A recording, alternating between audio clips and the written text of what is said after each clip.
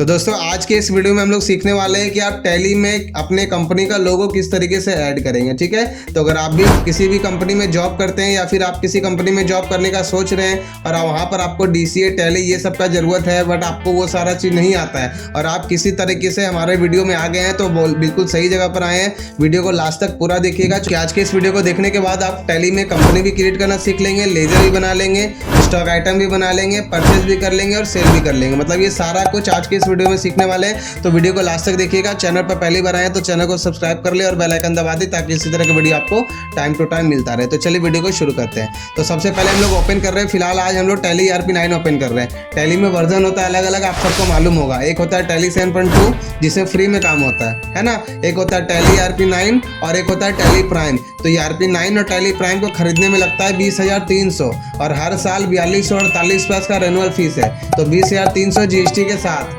4248 का जो आपका रेनुअल फीस होगा GST के साथ। तो अगर आप अपने कंपनी के लिए टैली ERP 9 खरीदना चाहते हैं तो आप हमें इस नीचे दी गए बोर्ड लाइन नंबर पर कॉल कर सकते हैं। ठीक है, हमारी टीम आपसे बात करेगी और आपके कंपनी में टैली का भी सॉफ्टवेयर इंस्टॉल करवा करके देगी। फिलहाल हम लोग क्या करने वाले हैं, हम लोग टैली ERP 9 में लोगो प्रिंटिंग करेंगे, ध्यान से समझेंगे। ठीक है, तो सबसे पहले हम लोग क्या कर रहे हैं, टैली ERP 9 ओपन कर रहे हैं। तो टैली ERP 9 ये जो है ये मेरा एजुकेशनल वर्जन है। ठीक है, टैली में काम दो तरीके से होता है, एक होता है मल्टी यूजर और एक होता है एजुकेशनल मोड। तो एजुकेशनल मोड सिखाने के लिए होता है। देखिए यहाँ पर आपको दिख रहा होगा एजुकेशनल मोड, जहाँ पे आप काम करेंगे वहाँ पर आपको यहाँ पर लाइसेंस दिखेगा, सीरियल नंबर है ना, और उसका ईमेल आईडी दिखेगा जिस आईडी से ये एक्टिवेट है। तो यहाँ पर नहीं दिख रहा क्यों, क्योंकि ये एजुकेशनल मोड है। तो एजुकेशनल मोड में अंतर सिर्फ यही है कि इसमें सिर्फ आप 1 तारीख, 2 तारीख और 31 तारीख यही 3 को डेट डाल सकते हैं। ठीक है, तो फिलहाल हमको क्या करना है, जैसे ही आप ओपन करेंगे तो आपको कुछ इस तरह का डिस्प्ले दिखता है। ठीक है, तो यहाँ पे अगर आपके पास में लाइसेंस है तो आप उसको एक्टिवेट कर सकते हैं। अगर आपका लाइसेंस एक्सपायर हो गया या फिर किसी तरह से लॉग आउट हो गया तो उसको रीएक्टिवेट कर सकते हैं। ठीक है, अगर आपको एजुकेशनल मोड में काम करना है तो वर्क इन एजुकेशनल मोड पे क्लिक कर सकते हैं। हम एस्केप दबा देते हैं तो डायरेक्ट हमारा GOT खुल जाएगा। अब जैसा 7.2 में जैसा ERP 9 में काम होता है सेम टू सेम वही है। यहाँ पर आप देख सकते हैं एक नया कंपनी बना हुआ है, विकास इंटरप्राइजेज। तो हमको सबसे पहले इस कंपनी को बंद करना है। तो जो 7.2 में होता था वैसे ही करेंगे। ये Alt+F1 से कंपनी बंद हो गया। अब नीचे वाला एरो से आपको नीचे आना है और एंटर मारना है। यहाँ पे आपको एक कंपनी क्रिएट करना है। तो हम यहाँ पर एक कंपनी क्रिएट कर रहे हैं। आप अपने नाम से, अपने दोस्त के नाम से, किसी के भी नाम से कंपनी क्रिएट कर सकते हैं। तो हम यहाँ पर फिलहाल कंपनी का नाम लिख रहे हैं माँ तारा भंडार। ठीक है, माँ तारा भंडार के नाम से कंपनी बना दी। अब जब आप कंपनी बनाते हैं तो आपको ये सोच के चलना है कि हम क्या करते हैं।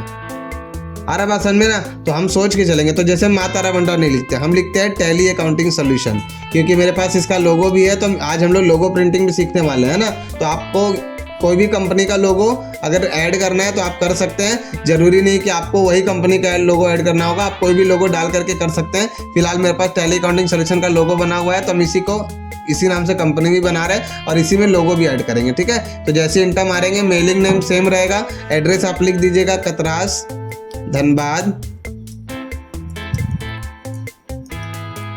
ठीक है, और PH दे करके फ़ोन नंबर।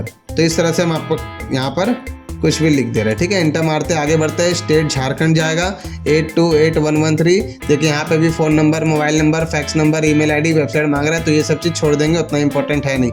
मेंटेन इंपॉर्टेंट क्या है, फाइनेंशियल ईयर। तो फाइनेंशियल ईयर चल रहा है हम लोग का 23-24, तो 1/4/2023। और बुक्स बिगिनिंग का मतलब होता है बिजनेस कब स्टार्ट कर रहे हैं। तो हम लोग मान के चल रहे हैं मेरा बिजनेस पुराना है, यानी पहले से चल रहा है। तो पहले से चल रहा है तो दोनों में सेम डेट लिख देंगे। इस केस में क्या होगा, आपको पिछला साल का ऑडिट रिपोर्ट मिलेगा अपने CA के थ्रू। ठीक है, और आपको उस ऑडिट रिपोर्ट से देख करके अपना सारा बैलेंस शीट में देखना है कि किसका किसका कितना कितना क्लोजिंग बैलेंस है, सबका ओपनिंग बैलेंस चढ़ा लेना है। आए बात समझ में। तो ये सारा चीज हम लोग सीखेंगे ई रिटर्न में। ठीक है, जब ई रिटर्न का क्लास होगा तो हम लोग सीखेंगे कि ओपनिंग बैलेंस किस तरीके से सेट करेंगे, PL अकाउंट बैलेंस शीट कैसे बनाएंगे, वो सारा चीज वहाँ पे आपका आ जाएगा। तो फिलहाल हम लोग इंटर मारते हैं और इसको एक्सेप्ट कर लेते हैं। कंपनी क्रिएशन में कोई दिक्कत नहीं है। अब ERP 9 है तो इसमें आपको बहुत सारा सेटिंग देखने को मिलेगा। ठीक है, F11 जैसे ही आप दबाएंगे तो F11 में आपको देखिए यहाँ पर 4 तरह का सेटिंग दिख रहा है। 3 तरह का सेटिंग है बेसिकली। ये वाला जो एड ऑन फीचर्स है ये आपका स्टोर है, जैसे मोबाइल में होता है ना प्ले स्टोर, उसी तरह से टैली का भी अपना खुद का स्टोर है। अगर आपको कुछ डाउनलोड करना है तो आप यहाँ से डाउनलोड कर सकते हैं। ठीक है, फिलहाल समझते हैं अकाउंटिंग फीचर्स। तो अकाउंटिंग फीचर्स में अकाउंट से रिलेटेड सारा सेटिंग रहेगा। इन्वेंट्री फीचर्स में क्या होगा, इन्वेंट्री से रिलेटेड सारा फीचर्स रहेगा। ठीक है। और स्टैट्यूटरी टैक्सेशन में क्या होगा, टैक्स से रिलेटेड सारा फीचर्स रहेगा। तो हम लोग को कौन सा सेटिंग करना है, सबसे पहले हम लोग को जीएसटी का सेटिंग करना है ना। तो देख लीजिएगा जो भी काम करेंगे हम लोग जीएसटी के साथ, ठीक है। तो हम लोग जाते हैं कहाँ, जीओटी में F11 स्टैट्यूटरी टैक्सेशन, और यहाँ पर एक ऑप्शन दिख रहा होगा आपको enable goods and service tax, yes करना है। उसके नीचे एक ऑप्शन और मिल रहा होगा सेट अल्टर जीएसटी डिटेल, इसको भी यस करना है। तो ये जो सेट अल्टर जीएसटी डिटेल है ना, ये आपको हर जगह देखने को मिलेगा जब भी आप लेजर बनाएंगे। आए बात समझ में? तो हम लोग को हर जगह यस नहीं करना है, हम लोग को यस कहाँ करना है बताइए, परचेज, सेल और स्टॉक आइटम, बस ये 3 जगह पे हमको यस करना है, बाकी जगह पे यस नहीं करना है, ठीक है। तो हम जैसे ही यस करेंगे, फिलहाल हमसे पूछ रहा है कि आपका स्टेट क्या है, तो झारखंड से बिलोंग करते हैं तो झारखंड लिख दिए। रजिस्ट्रेशन टाइप में रेगुलर है ना। तो 2 तरह का स्कीम होता है, एक होता है रेगुलर और एक होता है कंपोजिशन स्कीम। तो अगर आप रेगुलर डीलर में है तो क्या होगा, आपको हर एक चीज़ का इनपुट मिलेगा और आप अपना हर महीना आप अपना रिटर्न फाइल करेंगे। लेकिन अगर आप कंपोजिशन स्कीम के अंदर आते हैं तो आपको हर 3 महीना में अपना रिटर्न फाइल करना होता है। आराम में उस केस में आपको किसी भी चीज़ का इनपुट नहीं मिलेगा। तो जितना भी लोग जीएसटी में रजिस्ट्रेशन करवाता है वो सब लोग रेगुलर डीलर में ही रजिस्ट्रेशन करवाता है। और बहुत सारा लोग तो ये सोचते हैं कि हम अगर जीएसटी में रजिस्ट्रेशन करवा लेंगे तो हमको हर महीने टैक्स देना पड़ेगा। तो कोई भी दुकानदार अपने पॉकेट से टैक्स नहीं देता, आप हमेशा याद रखिएगा। अगर आप एक बिजनेस रन कर रहे हैं या फिर आप अगर बिजनेस चालू करने का सोच रहे हैं या फिर आप जीएसटी नंबर लेने का सोच रहे हैं और आपको अगर लग रहा है कि आपको हर महीने टैक्स देना पड़ेगा, तो गलत है, ऐसा बात नहीं है। क्योंकि जो भी पैसा आप देते हैं सरकार को, वो कस्टमर से ले करके देते हैं, तो अपने पॉकेट से आपको पैसा नहीं देना है। हाँ, आप वकील से रिटर्न फाइल करवाएंगे तो हर महीना वो आपसे 250-300 रुपया लेगा, ठीक है। बट अगर आप सारा चीज खुद से बना लेंगे, ठीक है ना, तो आपको वो पैसा भी नहीं देना पड़ेगा। रिटर्न फाइल करना चुटकी का काम है, 2 मिनट में रिटर्न फाइल होता है, ठीक है। तो अगर आप सारा चीज खुद से करेंगे तो 300 रुपया लेगा वकील रिटर्न फाइल करने का, और सारा काम अगर वकील करेगा तो महीना का 1500 रुपया लेगा, ठीक है ना। तो वो सारा चीज अगर आप बना करके देंगे तो आप अपना 1500 रुपया मंथली का बचा भी सकते हैं, ठीक है। देखा आपने लापरवाही का नतीजा है। फिलहाल हम लोग परचेज सेल पे काम कर रहे हैं, जीएसटी का रिटर्न वगैरह पे काम नहीं कर रहे। तो वो सारा चीज़ हम लोग सीखेंगे आने वाले वीडियो में। अगर आपको वीडियो पसंद आ रहा है तो वीडियो को लाइक कर दे, चैनल पर पहली बार आए तो चैनल को सब्सक्राइब कर दे और बेल आइकन जरूर दबाएं ताकि इसी तरह का वीडियो आपको मिलता रहे, ठीक है। तो चलिए, यहाँ पर मांग रहा है एसेसरी ऑफ अदर टेरिटरी, मतलब जो करदाता है, एसएससी का मतलब करदाता है ना। तो जो करदाता है वो क्या करता है, किसी दूसरे टेरिटरी में भी माल बेचता है क्या? तो टेरिटरी का मतलब होता है जहाँ पर झारखंड का रूल लागू नहीं होता है, ठीक है। जैसे कि जम्मू कश्मीर हो गया, अंडमान निकोबार द्वीप समूह हो गया, है ना। तो अगर आप उस जगह पर बिजनेस करते हैं तो आप इसको यस कर सकते हैं। फिलहाल हम नहीं करते तो नो रहने देंगे। जीएसटी नंबर, जीएसटी का मतलब होता है goods and service tax identification number, GSTIN का फुल फॉर्म है ना। तो जीएसटी नंबर कैसा होता है, सबसे पहले होता है स्टेट कोड जो कि झारखंड का 20 है, बिहार का 10, बंगाल का 19, यूपी का 09। तो आपको देख करके चलाना है हमेशा। 20 के बाद 5 अल्फ़ाबेट, तो AEOPQ हम अपने मन से लिख रहे हैं, आपको देख देख के लिखना है, ठीक है। फिर 4 नंबर लिखते हैं, 1 2 3 4, जो भी नंबर आप डाल सकते हैं, ठीक है। उसके बाद 1 अल्फ़ाबेट 1 नंबर, 1 अल्फ़ाबेट 1 नंबर। इस तरह से आपका जीएसटी नंबर होता है कितना डिजिट का, 15 डिजिट का, जिसमें सबसे पहले स्टेट कोड, उसके बाद जो आपका पैन कार्ड का जो नंबर होता है ना वही नंबर रहता है, ठीक है। और लास्ट में आपको ये डिपार्टमेंट से मिलता है 3 डिजिट, लास्ट में 2 अल्फ़ाबेट हो सकता है, 2 नंबर कभी नहीं होगा, ठीक है, याद रखिएगा। तो इंटर मारेंगे, आप जो जीएसटी नंबर डाल रहे हैं वो इनवैलिड है तो इनवैलिड होगा, ये अपने मन से हम लोग डाल रहे हैं, है ना। देख के डालेंगे तो नहीं आएगा इनवैलिड। इंटर मारते हैं। एप्लीकेबल फ्रॉम, तो जीएसटी कब से एप्लीकेबल है, जीएसटी हम लोग का एप्लीकेबल हुआ है 1 जुलाई 2017 से। तो आप या तो यहाँ पर 1 जुलाई 2017 का डेट डाल दीजिए, नहीं तो इससे अच्छा रहेगा 1/4/2023, ये सबको याद रहता है, ठीक है ना। 1 जुलाई 2017 याद नहीं रहेगा, ठीक है। तो 1/4/2023 रहने दिए, कोई दिक्कत नहीं है। उसके बाद बोल रहे हैं पीरियोडिसिटी ऑफ GSTR1।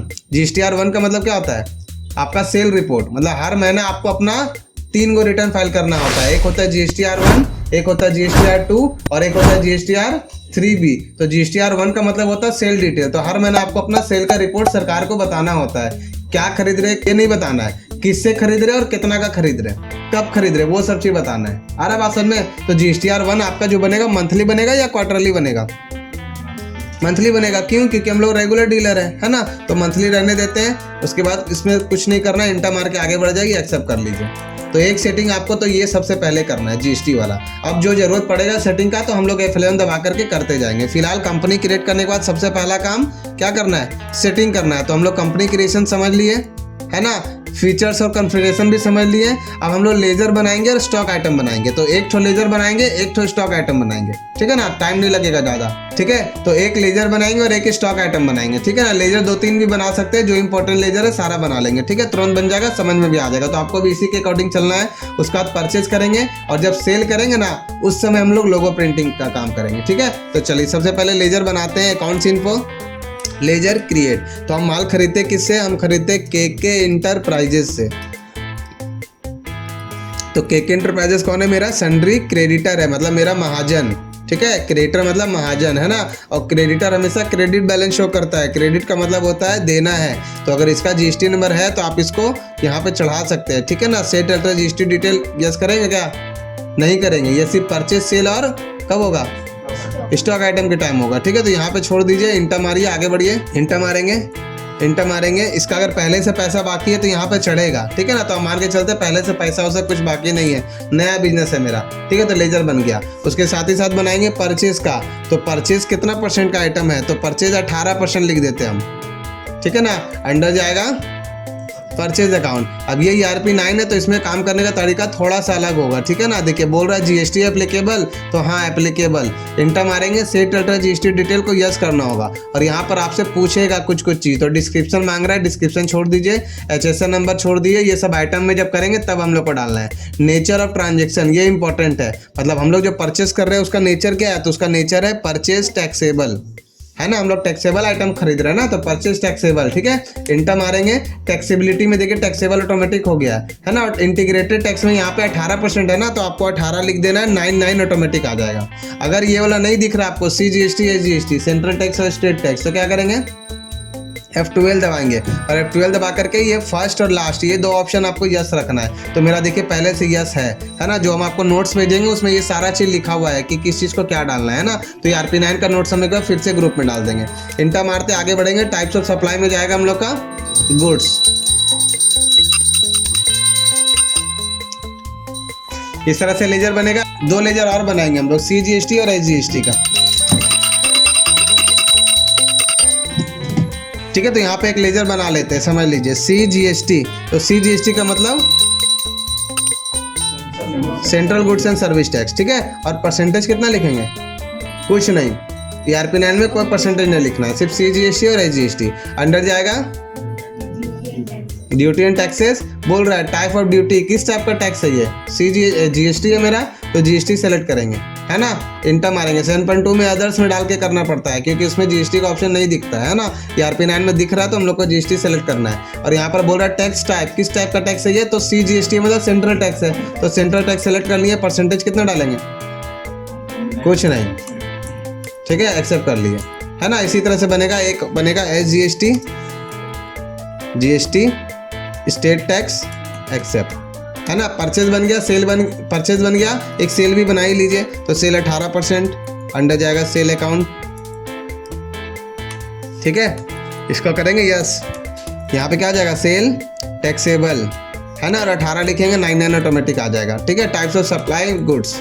इस तरह से हम लेजर बना दिए, काम खत्म। अब हम लोग को क्या करना है? कुछ स्टॉक आइटम बनाना है। तो जैसे हम लोग क्या करते हैं, हम लोग कुछ एसेसरीज वगैरह भी सेल करते हैं। जैसे आपको ट्राइपॉड लेना है, माइक लेना है ना, ये सारा चीज़ भी हम लोग सेल करते हैं। तो हम यहाँ पर कुछ बना करके आपको दिखाते हैं, ठीक है। तो इन्वेंट्री इन्फो में जाएंगे, स्टॉक आइटम में जाएंगे और यहाँ से क्रिएट करते हैं, ठीक है। यही चीज़ हम लोग परचेस करते समय अल्ट सी से भी बना सकते हैं, है ना। बट यहाँ से बना हुआ रहेगा तो वहाँ बनाने की जरूरत नहीं है। तो पहले बना लीजिएगा फिर परचेस करिएगा, ठीक है। तो यहाँ पर हम एक बना लेते हैं बोया M1, ठीक है। बोया M1 ये क्या है? कॉलर माइक है, ठीक है, बोया कंपनी का। अंडर डालेंगे इसको क्या?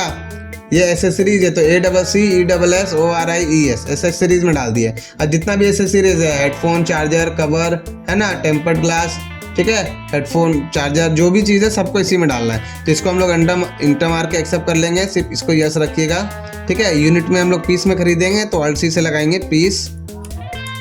काम खत्म, कुछ नहीं। GST का काम करना है, हाँ करना है, तो यस करिएगा। और यहाँ पर हमको उसका HSN नंबर मिलेगा, तो 8517 कोई भी 4 डिजिट आपको डालना है, ठीक है। HSN कोड नहीं मालूम होगा तो बिल से देख कर डालिएगा, ठीक है, अपने मन से मत चढ़ाइएगा। उसके बाद कैलकुलेशन टाइप में ये कैसे होगा? ऑन वैल्यू, ठीक है। और टैक्सेबिलिटी में टैक्सेबल, यहाँ पर 18% का आइटम है तो 18 लिखेंगे, 99 ऑटोमेटिक आ जाएगा, ठीक है। इस तरह से मेरा आइटम भी बन गया। क्या क्या किए, कंपनी क्रिएट किए, सेटिंग किए, लेजर बनाए, स्टॉक आइटम बनाए। अब हम लोग करेंगे परचेज। तो परचेज करने का शॉर्टकट की होता है, अकाउंटिंग वाउचर में जाना है आपको और F9 दबाना है। तो F9 दबाएंगे तो परचेज एंट्री खुल जाएगा। यहाँ पे आपको सबसे पहले तो डेट डालना है। तो हम लोग 1 दिसंबर को खरीद ले रहे हैं, ठीक है। बिल नंबर में लिख लेते हैं KK/2324/116, ठीक है। पार्टी नेम देखिए केक एंटरप्राइज बना हुआ है, तो हमको दोबारा बनाने का जरूरत नहीं पड़ा है ना।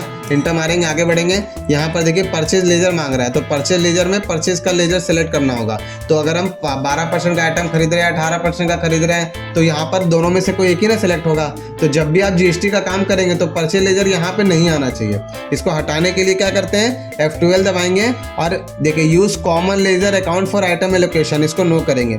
ये सारा भी चीज़ नोट्स में लिखा हुआ है, ठीक है ना। तो परेशान नहीं होना आपको अगर नोट्स चाहिए तो नोट्स आप डाउनलोड कर सकते हैं। सिलेबस भी आप ये वाला डाउनलोड कर सकते हैं, डिस्क्रिप्शन में आपको लिंक मिल जाएगा, या फिर आप अपना ईमेल आईडी डिस्क्रिप्शन में छोड़ सकते हैं। और कौन सा नोट्स चाहिए आप वो कमेंट कर देंगे, आपको वो नोट्स मिल जाएगा। तो देखिए वहाँ से परचेज लेजर हट गया। अब यहाँ से हम खरीद रहे हैं बोया M1, ठीक है। बोया का M1 कितना पीस, 12 पीस। क्या रेट से, तो 780 रुपये में हम खरीद रहे हैं GST के साथ। 780 रुपये में खरीद रहे हैं GST के साथ। तो हमको GST हटा करके यहाँ पे रेट चढ़ाना है। आया बात समझ में। तो GST हटता कैसे है, Alt+C दबाएंगे, 780 में से भागा करेंगे 1.18, ठीक है। तो 661 रुपये 2 पैसा मेरा रेट आया। ये चीज़ आपका बिल में लिखा हुआ रहेगा। जब आप बिल से देख के परचेज करेंगे तो यही रेट आपका बिल में लिखा हुआ रहेगा। तो वही रेट देख करके डायरेक्ट लिख देना है। बट अभी हम बिल से देख के एंट्री नहीं कर रहे हैं, तो हमको GST हटाना पड़ा और फिर लिखना पड़ा, है ना। अब चलिए इंटर मारेंगे। यहाँ पर देखिए मांगा ना परचेज 18% आ गया, सेलेक्ट कर लिए, इंटर मारिए। एक आइटम और डालना है, तो यहाँ पर Alt+C से आप नया आइटम बना सकते हैं। फिलहाल हम एक ही आइटम परचेज करते हैं और इंटर मार करके यहाँ पर आप लिखेंगे CGST, देखिए SGST, ठीक है। टोटल अब देखिए राउंड ऑफ भी करना होगा, तो राउंड ऑफ का लेजर एक ठो बना लीजिएगा। और राउंड ऑफ कहाँ जाता है, इनडायरेक्ट एक्सपेंस, है ना। यहाँ पर बोर्ड है टाइप ऑफ लेजर, तो इसको क्या रखेंगे, यहाँ पर इनवॉइस राउंडिंग आना चाहिए, बट नहीं आ रहा है। कुछ हमको लग रहा है सेटिंग का गड़बड़ है, या फिर ये अपडेट वर्जन नहीं होगा, अपडेटेड नहीं होगा इस वजह से, ठीक है। तो फिलहाल इसको नॉट एप्लीकेबल करते हैं, ये सब नॉट एप्लीकेबल होगा, ठीक है। एक्सेप्ट करेंगे। यहाँ पर हमको राउंड ऑफ करना है, तो -0.04, 4 पैसा है ना, तो 50 पैसा से कम रहेगा माइनस, ज़्यादा रहेगा प्लस। राउंड ऑफ ऑटोमेटिक होता है RP9 में, ठीक है। अभी फिलहाल नहीं हुआ, हम किसी और वीडियो में आपको समझा देंगे, ठीक है। आगे बढ़ते फिलहाल इस तरह से इंटर देखिए 9360 रुपया हुआ ना। 9360 रुपये कितना पीस का, 12 पीस का। तो 12 से भागा दीजिए, देखिए 780 रुपये का रेट आया ना, है ना। तो है रेट 661, GST जोड़ेंगे तो आ गया 780। तो इस तरह से इंटर मार के आप इसको एक्सेप्ट कर लीजिए। अब हम चाहते हैं इसको सेल करना, हम चाहते हैं सेल करेंगे तो मेरा कंपनी का नाम, कंपनी का जो लोगो है वो भी बिल में आना चाहिए। तो सबसे पहले आपको क्या करना है, जो भी लोगो को आप ऐड करना चाहते हैं उस लोगो को आप पहले निकाल लीजिए। तो मेरा लोगो देखिए कहाँ पे है, दिस PC में प्रोजेक्ट वर्क के अंदर लोगो फोल्डर है। लोगो के अंदर में यहाँ पे आपको लोगो दिखेगा टैली अकाउंटिंग सोल्यूशन का, ये वाला, ठीक है। अब सबसे पहले क्या करना है ना, इसको हम लोग को एडिट करना है। तो एडिट करेंगे कहाँ, MS पेंट में जा करके। अब यहाँ से इसको करेंगे हम लोग सेव एज, ठीक है। और सेव एज करेंगे, इसको कौन सा फाइल में रखेंगे, ये देखिए मेरा PNG फॉर्मेट में है, हमको इसको JPG में रखना है, ठीक है। तो JPG में क्लिक कर देंगे। और कहाँ रखेंगे इसको, हम फिलहाल डेस्कटॉप पे रखते हैं, है ना। तो डेस्कटॉप पे हम सेव करेंगे, क्या नाम लिख के, लोगो। स्पेस नहीं होना चाहिए नाम में बिल्कुल भी, आ रहा बात समझ में। तो कोई भी स्पेस नहीं होना चाहिए, तो हम सिर्फ लोगो लिख दिए और इसको सेव कर दिए, ठीक है। अब ये लोगो मेरा देखिए डेस्कटॉप पे आ गया, दिख रहा है यहाँ पे, है ना। ये कौन सा फाइल में है, JPG फाइल है, तो ये JPG में होना चाहिए, याद रखिएगा, ठीक है।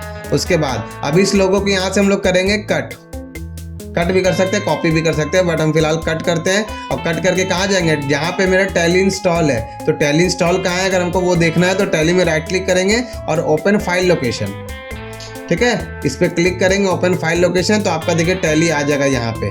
अब यहाँ पे हमको क्या करना है, उस लोगो को कर देना है पेस्ट, आ गया लोगो।